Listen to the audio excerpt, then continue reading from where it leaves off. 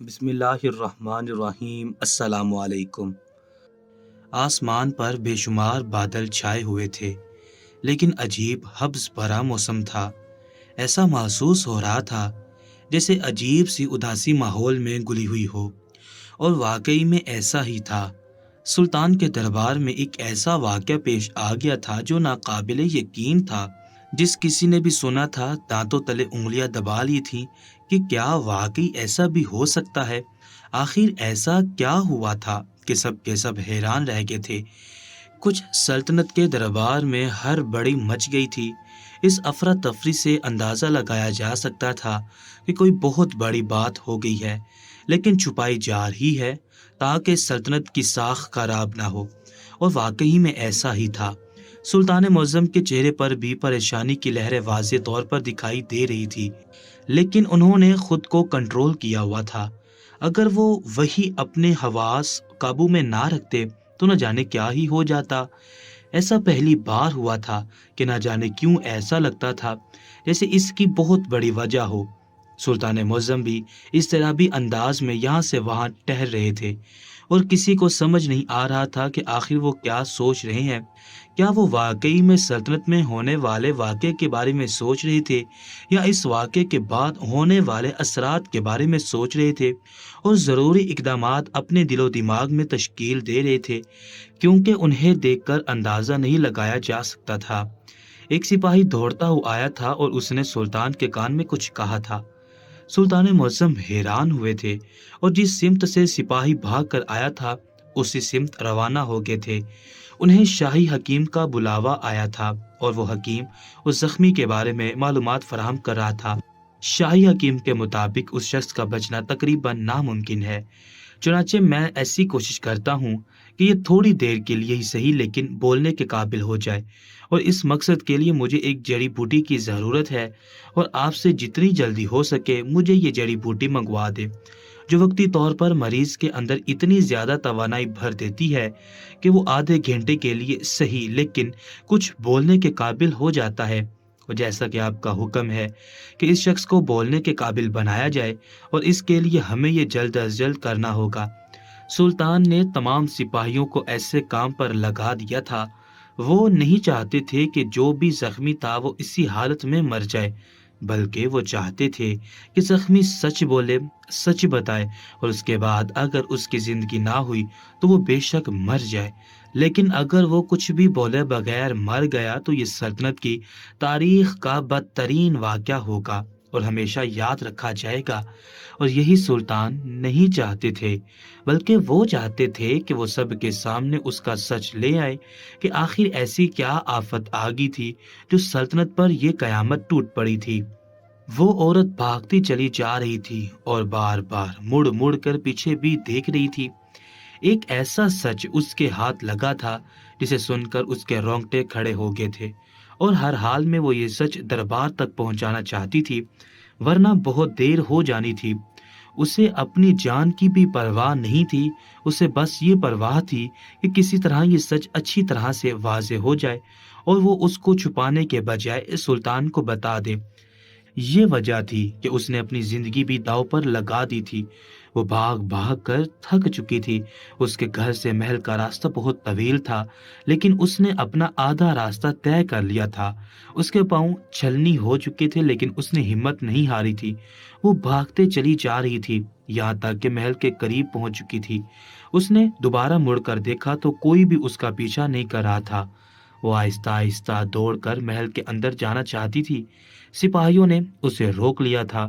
اس نے ان کے سامنے ہاتھ جوڑ دیے تھے کہ وہ سلطان معظم کو سچ بتانا چاہتی ہے، لیکن سپاہیوں نے حیرت بھرے انداز میں اوپر سے نیچے تک دیکھا تھا اور اسے پھر سے روک لیا تھا، لیکن اس نے اپنا ہاتھ چھڑوا کر اندر کی طرف دوڑ لگا دی تھی۔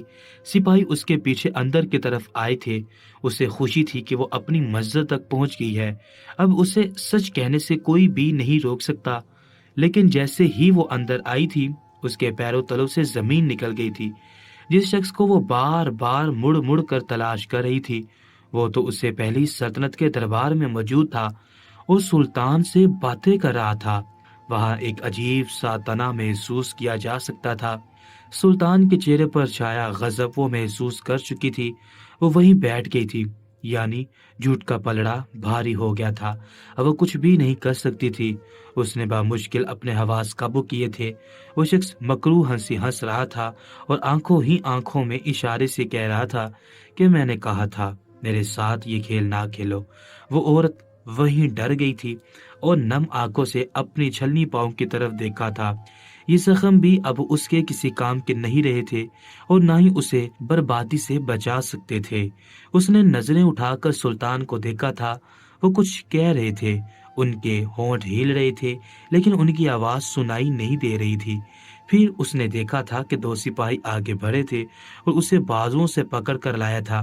तब एकदम से जैसे उसे होश आया था और वो चिल्लाई थी। उसने कहा था कि ये शख्स झूठ बोल रहा है, ये बहुत बड़ा झूठा है।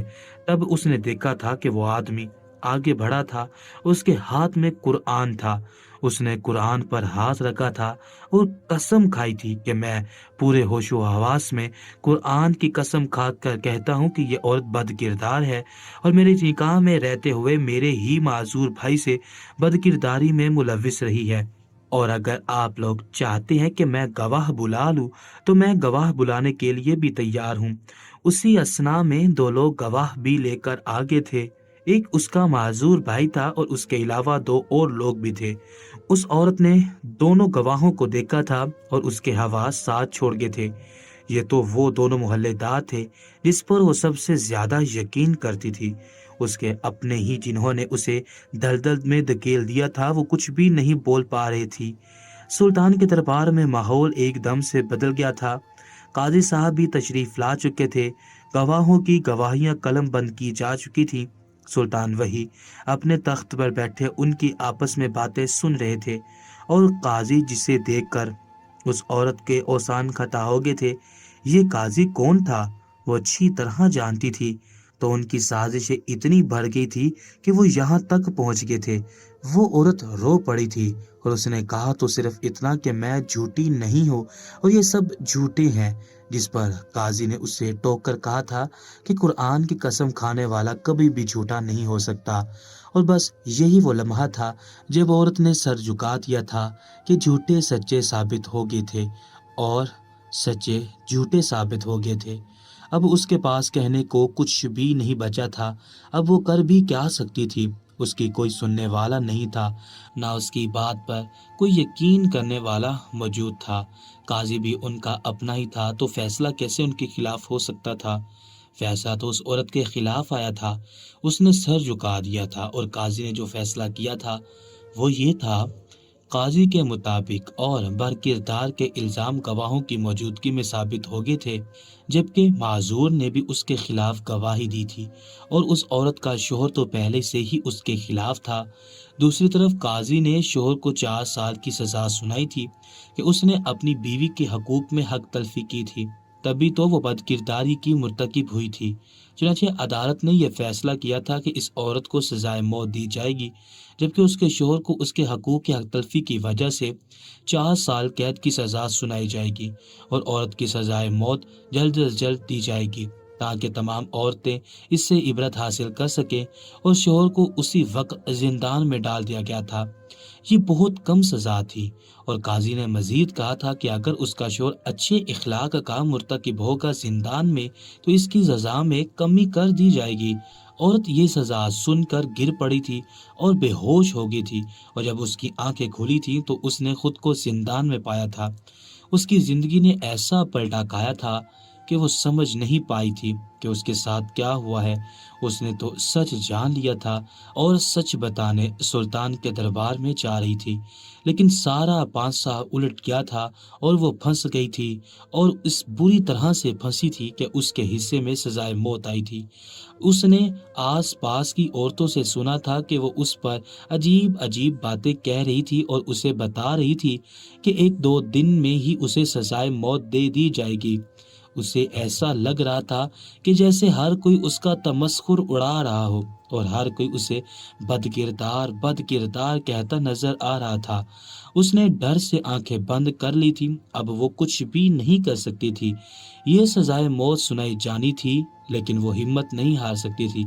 وہ سزائے موت کے دوران بھی ایک ایسا منصوبہ تشکیل دینا چاہتی تھی کہ اس کا سچ سب کے سامنے آ سکے، لیکن وہ ایسا کیا منصوبہ تشکیل دے رہی تھی یہ کوئی بھی نہیں جانتا تھا۔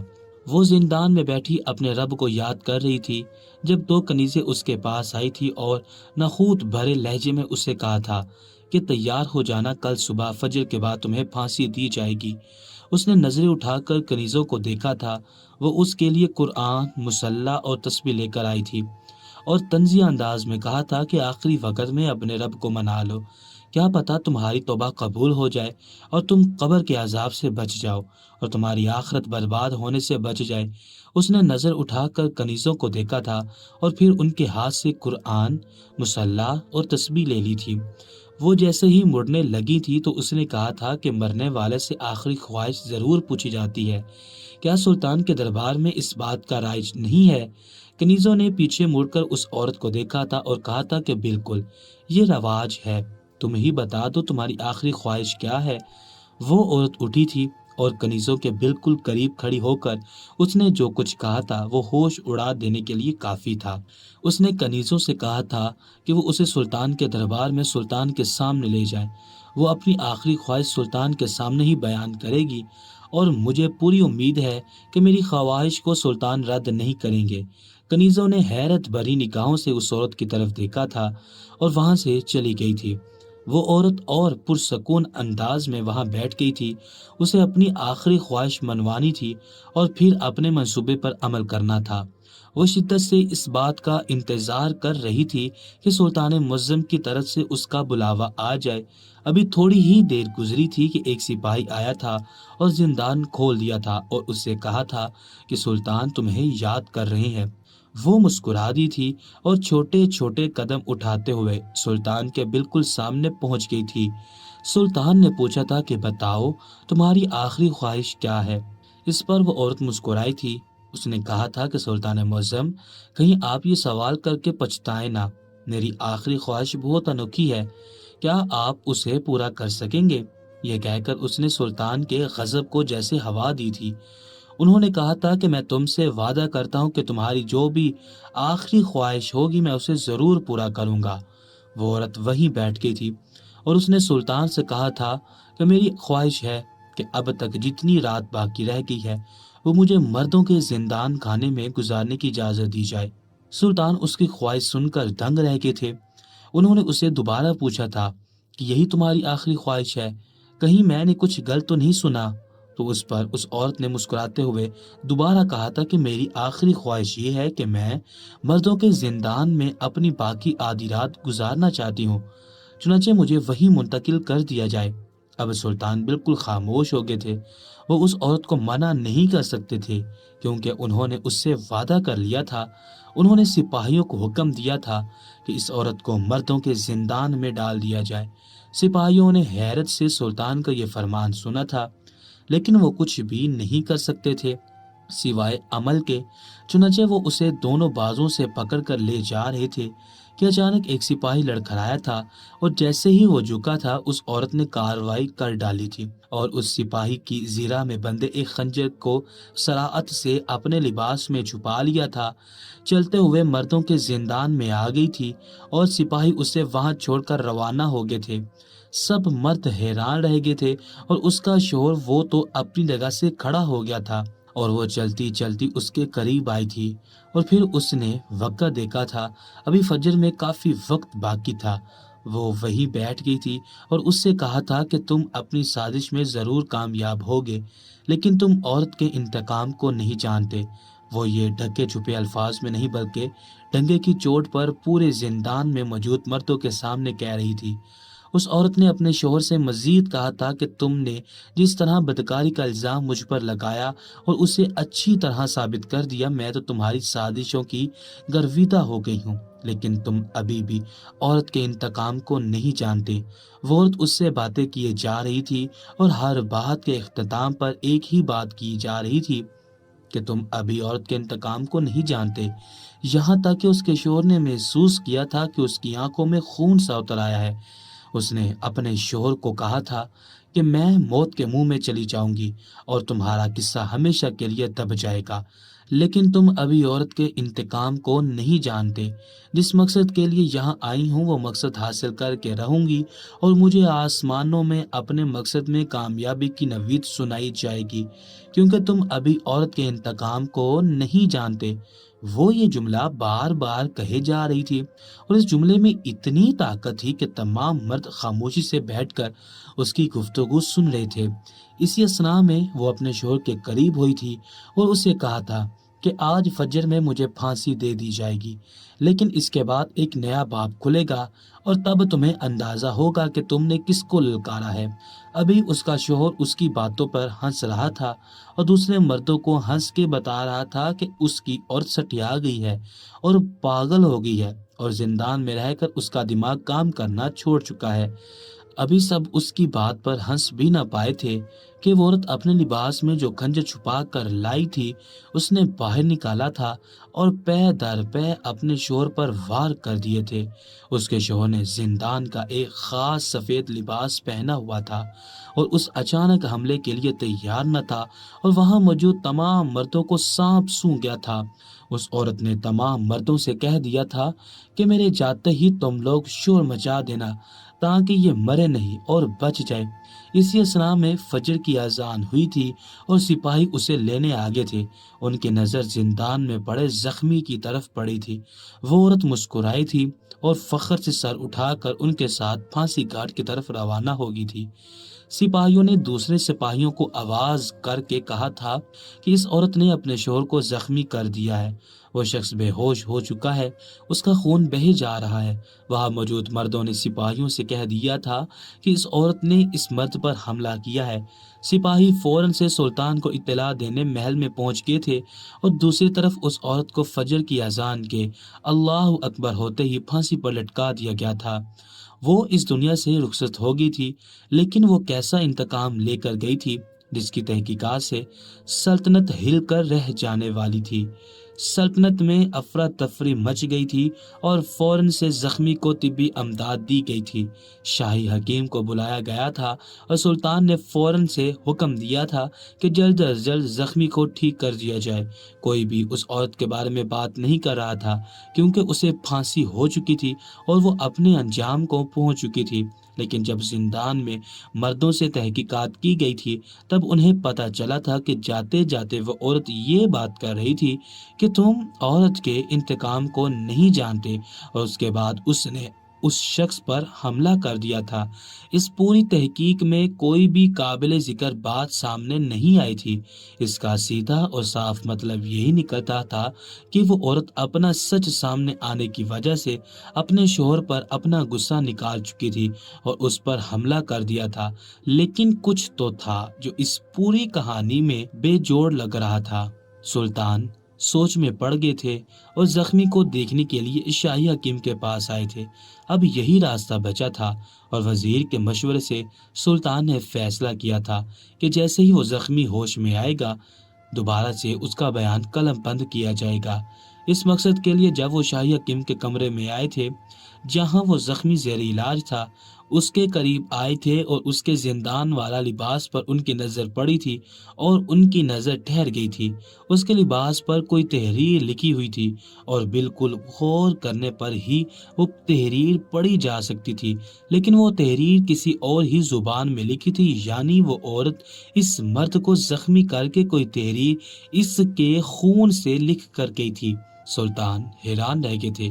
اب انہیں معلوم ہو چکا تھا کہ کچھ راز ہے جو انہیں نہیں معلوم۔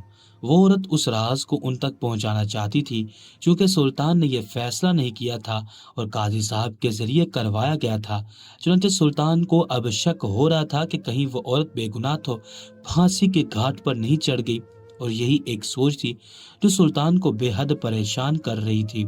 حالانکہ ایسا سلطنت کی تاریخ میں نہیں ہوا تھا کہ کسی بے گناہ کو پھانسی چڑھا دیا جائے، کیونکہ سلطان خود فیصلے کرتے تھے، لیکن جیسے ہی انہوں نے مصروفیت کے باعث قاضی رکھا تھا، پہلا فیصلہ ہی غلط ثابت ہو رہا تھا और सुल्तान की छठी हिस्स इत्तला दे रही थी कि कुछ गलत है, लेकिन उनकी नजरों के सामने से ओझल है।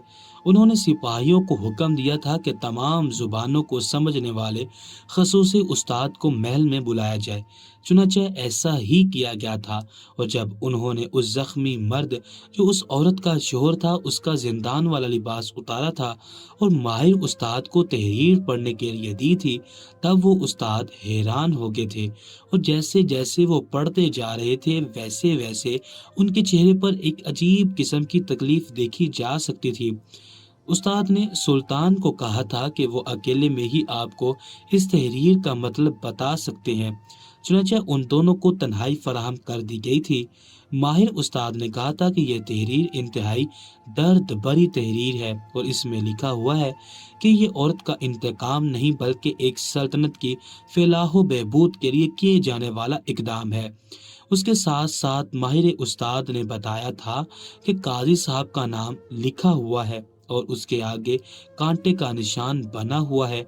साथ ही साथ एक और नाम तहरीर है और उसके साथ एक निशान बना हुआ है, और ये निशान दावदी सितारे का निशान है जो कि यहूदियों का खास निशान है। ये सुनकर सुल्तान बहुत ज्यादा गमगीन हो गए थे और उन्हें मालूम हो गया था कि एक गलत फैसला किया गया है, और वो औरत एक गलत फैसले की भीड़ चढ़ गई थी। उन्होंने फौरन से एक फैसला किया था और शाही हकीम को बुलवावा भेजा था कि किसी भी तरह उस जख्मी को होश में लाया जाए ताकि उससे दोबारा बाज परस की जाए और एक सही तरीके से इस मामले को दोबारा देखा जाए।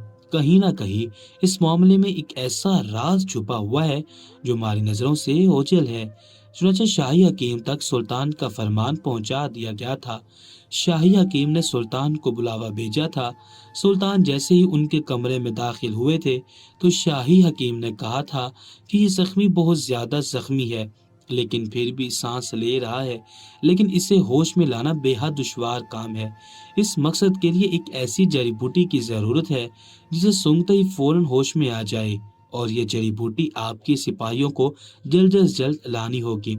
सुल्तान मुअज्जम ने हकीम की बात सुन ली थी और फिर सिपाहियों को उस काम पर लगा दिया था, क्योंकि सुल्तान तब तक चैन से नहीं बैठेंगे जब तक दोबारा से इस फैसले को नजरसानी ना करें, और ये जब तक वो जख्मी होश में नहीं आएगा तब तक सुल्तान ने अपने तमाम तर मसरूफियात को तर्क कर दिया था और तमाम तर अमूर को पसे पुश्त डाल दिया था।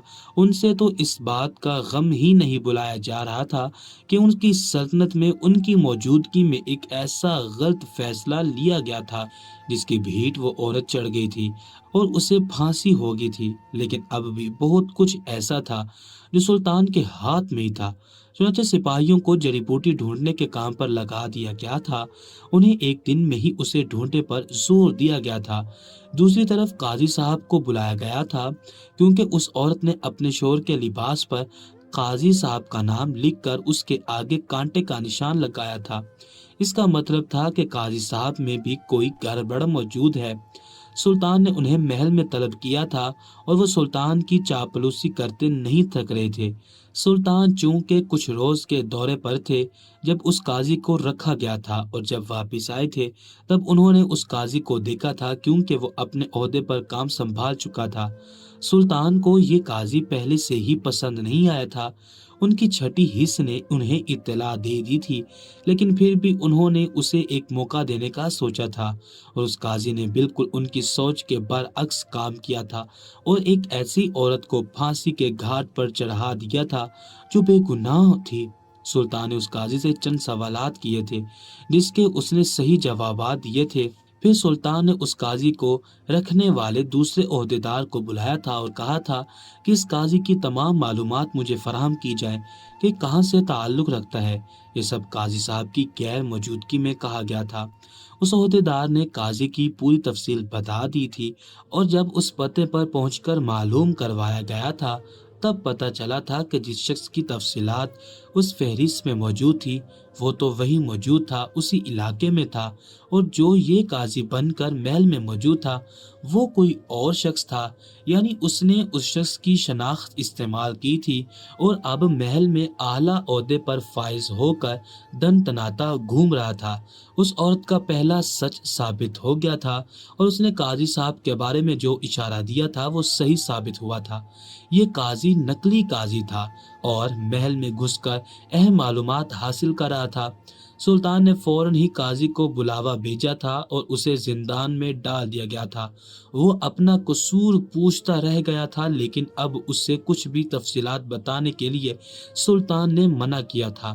قاضی صاحب کا غلط ہونا یہی ثابت کرتا تھا کہ وہ شخص بھی غلط ہے جو اس وقت زخمی پڑا ہوا تھا اور بے ہوش تھا اور اسے ہوش ہی نہیں آ رہا تھا، لیکن سلطان چاہتے تھے کہ اسے جلد از جلد ہوش آ جائے اور وہ سب کچھ سچ اگل دے، لیکن یہ سب کچھ ناممکن سا نظر آ رہا تھا۔ اس زخمی کو آج تیسرا دن تھا اور وہ جو کا تو بے ہوش پڑا ہوا تھا۔ جڑی بوٹی کا ملنے نہ ملنے کا بھی کچھ پتہ نہیں چل رہا تھا۔ سلطان اضطرابی انداز میں محل میں ٹہل رہے تھے، لیکن سپاہیوں کا کچھ پتہ نہیں تھا۔ وہ بار بار شاہی حکیم کے کمرے میں جا کر اس زخمی کو دیکھ رہے تھے کہ اسے ہوش آیا یا نہیں۔ شاہی حکیم اپنے طور پر پوری کوشش کر رہے تھے، لیکن چونکہ وہ جڑی بوٹی موجود نہیں تھی تو سب کچھ بیکار تھا۔ اسی اسرا میں محل میں شور اٹھا تھا اور سلطان دوڑتے ہوئے محل کے داخلی دروازے کی طرف گئے تھے۔ سپاہی کامیاب ہو گئے تھے اور وہ جڑی بوٹی ان کو مل چکی تھی۔ چنانچہ بوٹی فوراً سے شاہی حکیم کو دی گئی تھی اور اس زخمی کو سنگائی گئی تھی۔ زخمی کافی دیر کی کوشش کے بعد بالآخر ہوش میں آ گیا تھا اور سلطان نے نرمی سے اس کا نام پوچھنے کی کوشش کی تھی۔ وہ سمجھ گیا تھا کہ سلطان اس کا بے حد خیال رکھیں گے، چنانچہ اس نے بتا دیا تھا اور بدقسمتی سے وہی نام تھا جو اس عورت نے اس کے لباس پر لکھا ہوا تھا، جو ماہر استاد نے پڑھ کر بتایا تھا۔ یہ اسی کا نام تھا جس کے آگے داودی ستارہ بنا ہوا تھا، اور واضح طور پر یہ حقیقت سامنے آ گئی تھی کہ یہ یہودیوں کا اعلی کار تھا جسے سلطنت میں بھیجا گیا تھا، اور اس عورت کو اس کی سچائی پتہ چل چکی تھی، جس کی وجہ سے وہ بھاگ کر محل میں سچائی بتانے آئی تھی۔ لیکن اس عورت کا کھیل اسی پر الٹ دیا گیا تھا اور اس معصوم پر بے شمار الزامات لگائے گئے تھے، یہاں تک کہ نقلی قاضی کی وجہ سے وہ پھانسی کے گھاٹ پر چڑھ گئی تھی اور ہمیشہ ہمیشہ کے لیے اپنی زندگی سے ہاتھ دھو بیٹھی تھی۔ لیکن اس نے جاتے جاتے بھی ایک ایسا کارنامہ کیا تھا جس پر سلطان سمیت پوری سلطنت کو فخر تھا۔ اب سلطان نے خفیہ طور پر شاہی حکیم سے کہا تھا کہ وہ اس شخص کو مکمل طور پر صحت یاب کرنے کے لیے سر توڑ کوشش کریں تاکہ یہ بالکل ٹھیک ہو جائے، اور پھر ہم اس کا پیچھا کر کے ساری معلومات اکٹھی کر کے دیکھیں گے کہ آخر ایسی کون سی وجہ ہے جس کی وجہ سے اس شخص نے اس عورت کو ہی موت کے گھاٹ اتارنے کا منصوبہ بنایا۔ حکیم نے سلطان کے حکم پر عمل کیا تھا اور اسے طاقت بھری دوائیاں دے کر اس قابل کر دیا تھا کہ وہ 3 دن میں ہی کھڑا ہو کر چلنے پھرنے کے قابل ہو گیا تھا۔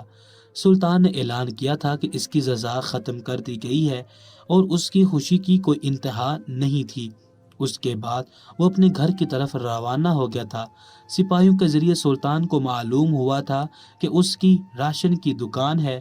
اب سلطان نے بھیس بدل لیا تھا، وہ اس واقعے کی تحقیقات خود کرنا چاہتے تھے اور اس کا پیچھا کیا تھا۔ وہ محل سے نکل چکا تھا اور اب اپنے گھر کی طرف روانہ ہو رہا تھا۔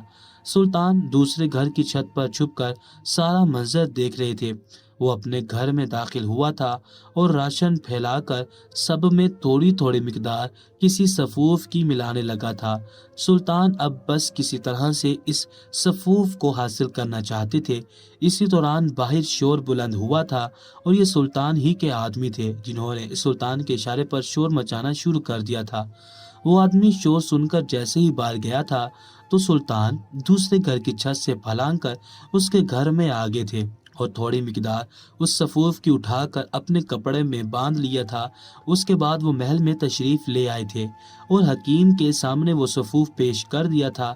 حکیم نے کافی کوشش کی تھی کہ وہ اس سفوف کے بارے میں جان لے، لیکن وہ ناکام ہو گیا تھا۔ چنانچہ دوسری سلطنت سے خاص حکیم بلایا گیا تھا اور اس نے سفوف کو دیکھتے ہی بتا دیا تھا کہ یہ سفید سفوف انسانی جسم کو ناکارہ بنا دیتا ہے اور فوراً سے رد عمل نہیں دیتا، بلکہ آہستہ آہستہ انسانی جسم کو معذوری کی طرف لے جاتا ہے۔ جو کوئی اسے کھاتا ہے اس کا جسم آہستہ آہستہ بالکل ختم ہو جاتا ہے۔ سلطان حیران رہ گئے تھے۔ فوراً جیسے سپاہیوں کو حکم دیا تھا کہ اس شخص کو گرفتار کر کر لایا جائے اور اس کے تمام راشن کو ضبط کر کے سمندر میں ڈال دیا جائے۔ چنانچہ ایسا ہی کیا تھا۔ وہ شخص حیران رہ گیا تھا کہ سلطان نے اسے گرفتار کیوں کیا ہے۔ تب سلطان نے اس کا ہاتھ اٹھا کر اس کے ہاتھ پر وہ داودی ستارہ دیکھا تھا۔ انہیں یقین ہو گیا تھا کہ اس عورت نے جھوٹ نہیں بولا تھا، بلکہ سلطنت کو ایک بہت بڑی مصیبت سے بچا لیا گیا تھا۔ وہ انتہائی غمگین ہو گئے تھے کہ ایک مومنہ عورت نے اپنی جان پر کھیل کر سلطان کو اشاروں کنایوں میں ایک پیغام دیا تھا اور اپنی آخری خواہش میں سلطنت کے مفادات کو ترجیح دی تھی۔ اپنی ذات اور اس کی خواہشات کو پس پشت ڈال دیا تھا۔ اس کے اس عمل پر سلطان نے اس کے لیے ایک خاص نشان کا اعلان کیا تھا اور اس کے گھر والوں کو بلا کر انعام و اکرام سے نوازا گیا تھا۔ پھر اس شخص سے اس عورت کی کہانی سنی تھی۔ اس شخص نے بتایا تھا وہ اس عورت کی خوبصورتی سے متاثر ہوا تھا، لیکن وہ چونکہ یہودی اعلی کار تھا، چنانچہ اس نے اس سے شادی تو کر لی تھی، لیکن اس نے کسی ایک دن بھی اسے سکھ نہیں دیا تھا۔ ساتھ ہی ساتھ اس نے سفوف اپنے بھائی پر آزمایا تھا جو یہودیوں کا ایک ایجنٹ تھا، اور اس نے اپنی ذات کے لیے یہ معذوری خود ہی چنی تھی۔ وہ پیدائشی معذور نہیں تھا۔ میری بیوی اس کے سارے کام کرتی تھی۔ میں اسے مجبور کرتا تھا کہ وہ اس کے سارے کام کرے، اور اسی کا فائدہ اٹھا کر میرے معذور بھائی نے بعض دفعہ اس سے بہت زیادہ بدتمیزی بھی کی تھی۔ اسی کو بہانہ بنا کر میں نے اس پر بدکاری کا الزام لگایا تھا، کیونکہ مجھے پتہ چل گیا تھا کہ وہ یہ سفوف دیکھ چکی ہے اور وہ جلد از جلد سلطان کو یہ خبر پہنچا دے گی۔ چنانچہ میں اس سے پہلے سلطنت میں پہنچ گیا تھا اور اسے اپنے بھائی اور 2-3 اور گواہوں کو اپنے ساتھ ملا لیا تھا۔ قاضی بھی ان کا اپنا ہی تھا۔ اسی طرح فیصلہ اس کے حق میں آ گیا تھا اور وہ ان کی زندگی سے ہمیشہ ہمیشہ کے لیے چلی گئی تھی۔ لیکن پھر وہ زندان میں آخری رات کو آئی تھی اور اس نے مجھ پر حملہ کر دیا تھا۔ تب سلطان نے اسے بتایا تھا کہ اس نے تم پر حملہ نہیں کیا تھا، بلکہ ہم پر ایک بہت بڑا احسان کیا تھا اور ہمارے حوالے ایک بہت بڑا راز کر گئی تھی۔ اسے معلوم تھا کہ زندان میں اس کی کبھی بھی نہیں سنی جائے گی، چنانچہ اس نے یہ اقدام اٹھایا تھا اور ہمیں خفیہ پیغام بھیجا تھا۔ اس شخص کو اب اندازہ ہو گیا تھا کہ اس کا انجام سر قلم ہی ہے۔ سلطان نے ایسے ہی کیا تھا۔ عورت کا انجام سن کر ہر آنکھ وہاں اشکبار تھی۔ سلطان نے اس شخص کے ساتھ اس کے معذور بھائی کا، قاضی کا اور ان 2 گواہوں کا بھی سر قلم کر دیا تھا، اور یوں ایک جان کے بدلے میں 5 جانیں ہمیشہ ہمیشہ کے لیے جہنم واصل کر دی گئی تھی۔